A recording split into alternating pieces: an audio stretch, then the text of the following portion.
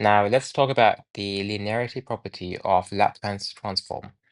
If you have two constants, let's say C1 and C2, and the two functions f1t and f2t, and if Laplace transform of those functions is f1s and f2s, then we can separate the Laplace transform across the addition, meaning we are writing these two separately, and we can also pull out the constants C1 and C2.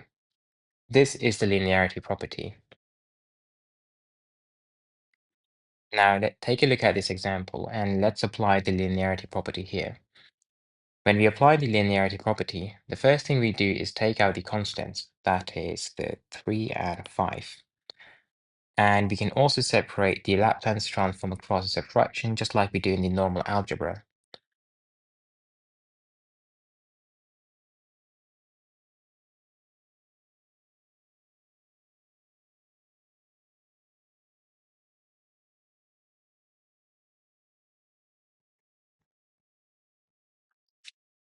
For t, the Laplace transformation is simply going to be 1 divided by s squared. And for sine 2t, it is going to be 2 divided by s squared plus 4. Now let's take a look at shifting property of the Laplace transform. If a function is multiplied by an exponential term, then to find the Laplace transform, we just replace every s in the original transform with s minus a. So this is going to be our original expression. We will find its Laplace transformation. That will be giving us f of s. Eventually, we will be replacing this s with s minus a. That is a shifting property. So let's take a look at an example here.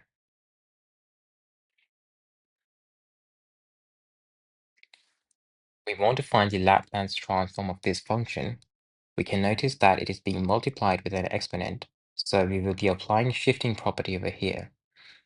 We will assume this to be f of t, and we will find its Laplace transformation. We know that the Laplace transformation of the cos is going to be s divided by s squared plus b squared. And according to the shifting property, after finding the Laplace transformation of f of t, we will be replacing s with the s minus a. The question why we are replacing with s minus a is because of this. If we take the Laplace transformation of an exponent, we get 1 divided by s minus a. We'll be just taking this part and then replace it in the Laplace transformation of the f of t's. If it was e power minus 3t, then we would have replaced s and s squared here with s plus 3.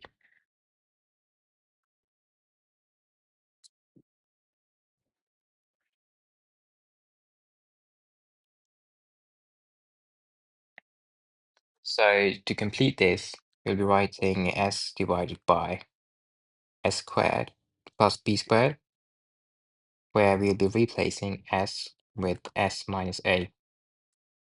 So s minus a divided by,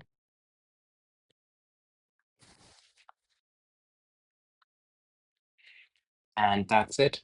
This is how we're going to be applying shifting property. Now let's take a look at another property. If a function f of t is being multiplied with t power n, then we will be applying multiplication by t power n property.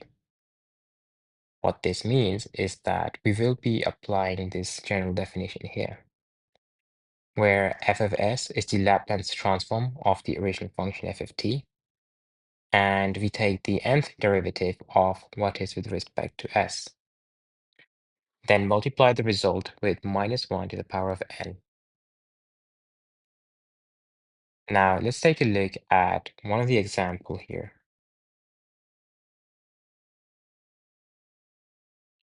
The first thing to notice is that it is being multiplied by t.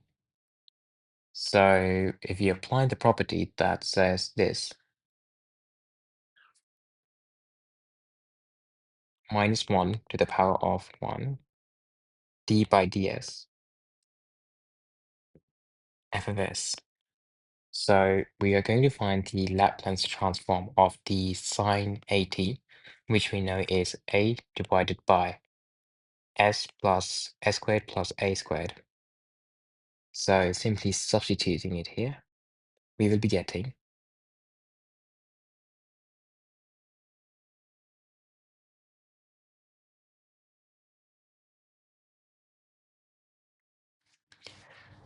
now we will differentiate this result with respect to s and then eventually multiply by -1. We will be applying the quotient rule here.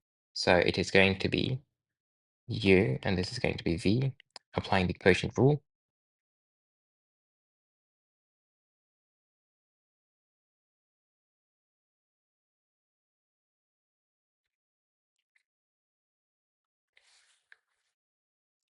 This yields 0, and we will be writing our final answer as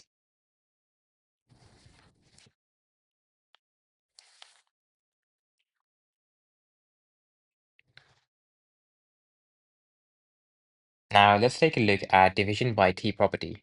This property is used when we have a function f of t being divided by t. Here, f of s is the Laplace transformation of f of t. But before we apply this property, there is an important condition we need to check. We have to ensure that the function converges as t approaches to 0. If the function has an infinite discontinuity at t equals 0, we cannot apply the division by t property. For example, cos of t divided by t. If we apply t approaches 0, the denominator is 0, whilst the numerator is 1. So we cannot use the property in this case as it has infinite discontinuity. On the other hand, if you're going to be having sine of t divided by t, and we place t equals 0, then we get 0 by 0 form, which we can handle by alphabetical rule, and this does not result to an infinite discontinuity.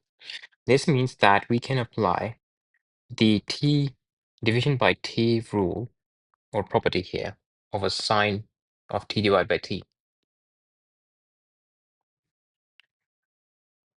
Let's take a look at an example of the division by t property. Suppose we want to find the Laplace transform of this. We can notice that it's being divided by t. The first thing to check is what happens if you plug in t equals to 0. If you plug in t equals to 0 in the numerator, it becomes 1, and so does this. 1. 1 minus 1 divided by 0, it is going to be giving 0 by 0, which is not an infinite discontinuity. So we can apply the division by t property of this function. According to the property, the Laplace transform of f of t divided by t becomes this. But we'll find the Laplace transform of f of t, which is this. So cos 2t minus cos 3t. If you're going to be applying the linearity property, we can find the Laplace transform of the cos 2t, which is going to be s divided by s squared plus 4. And for cos 3t, it is going to be s divided by s squared plus 9.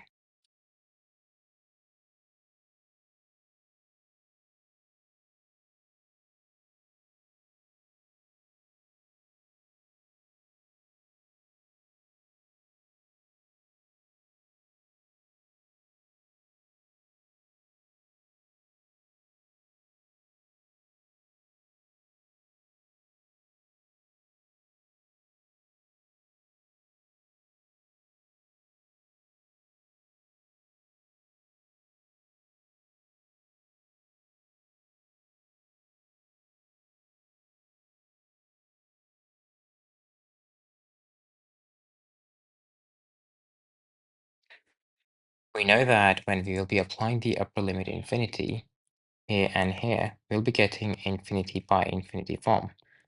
So we will be dividing the numerator and the denominator by s squared.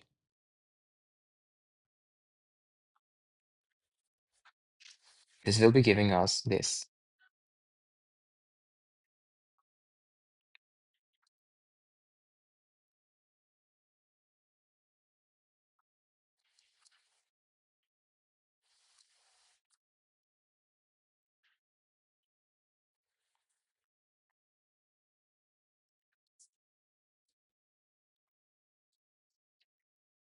Now let's apply the upper and the lower limits.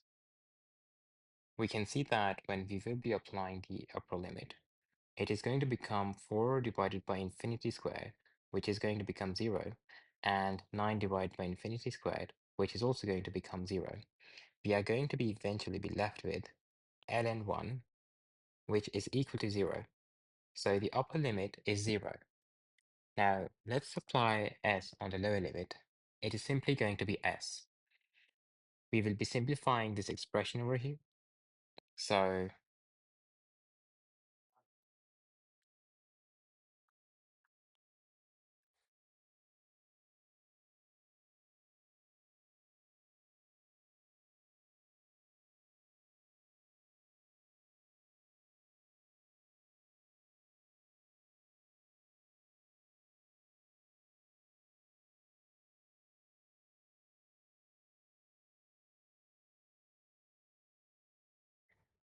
now let's take a look at the differentiation property of the Laplace transform.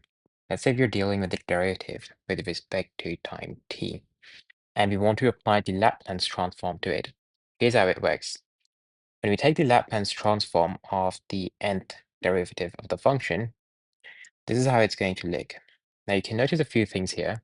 The power of s is decreasing from n to n minus 1 to n minus 2. At the same time, we are increasing the order of the function's derivatives at 0. So it is f of 0, then f prime of 0, and f double prime of 0, and so on. So basically, as the power of s decreases, the order of the function f increases, both move in the opposite directions. Now let's take an example. Assuming that this n is equal to 1, so we are going to rewrite it as f prime of t,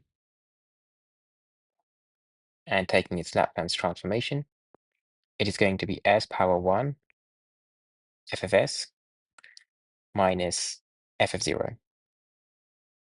So you can see that initially it was f of s, then it became f of 0, and then we kept on increasing the power of the f of 0, f prime of 0, and then it will be f double prime of 0, and so on.